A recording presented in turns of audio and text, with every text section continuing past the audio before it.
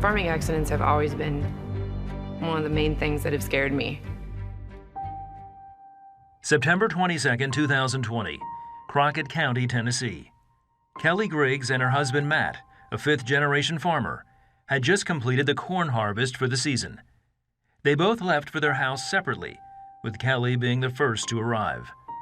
But after a few minutes of not hearing or seeing Matt's combine harvester coming up the road, she began to feel uneasy. He was literally right behind me after I left the field.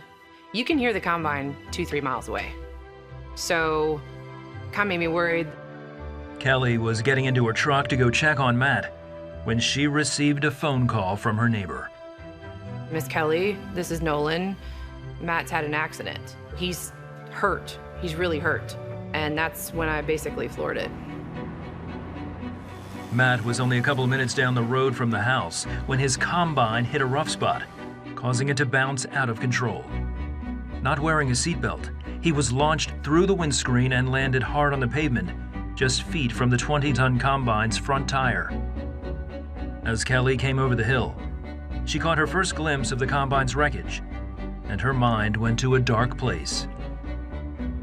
And I thought, he's been run over. Meanwhile, Dr. Mike Revel, Medical Director and Chief of Emergency Services for West Tennessee Healthcare, heard on his scanner that Matt had been ejected from the combine. A friend of Matt's, Dr. Revel, immediately went to meet the ambulance at the hospital to see to him personally. I expected, based on the report from EMS, that he was going to be very injured.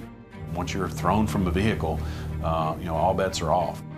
As Matt was being evaluated by Dr. Revel in the emergency room, Kelly was outside contacting as many people as possible, asking for prayer. I don't know what it was, but it was like someone telling me to call my friends. My grandmother always taught me, if you can't pray for yourself, then get others to pray for you. Because multiple voices are better than one. Matt had a crushed vertebrae, 5 broken ribs, and a severe concussion, along with abrasions down his back. But what amazed Dr. Revel was that Matt had no internal bleeding or other life-threatening trauma. You combine that with sudden stop and being thrown through a windshield, bounced off a steering wheel, slammed onto the pavement, and then by the grace of God, not run over by whatever you're in. Absolutely surprised that the scan was clean as it was. Matt was discharged from the hospital the same day. It wasn't until he got home and inspected his combine that Matt realized his miraculous survival came down to only 3 wires that kept him from being run over.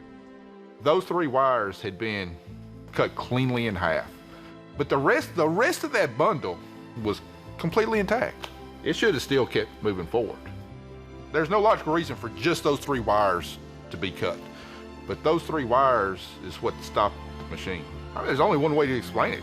The good Lord would put his protective hand over me. He stopped the combine. God is the only thing that can break the laws of physics and stop 40,000 pounds moving at 22 miles an hour in his tracks.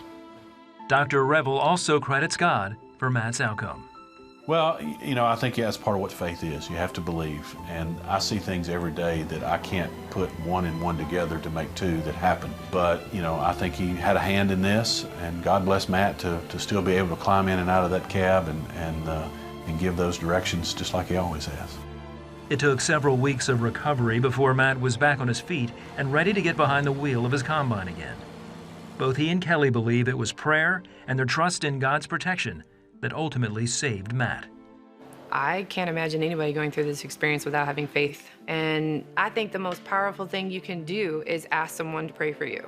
It was an amazing experience to be able to feel the power of the prayer, the presence of the Lord. I mean, every day I'm able to step out on this farm. It's a blessing. The accident shown me that, life's short. Just try to be a little bit more easygoing and appreciate everything that God's given me.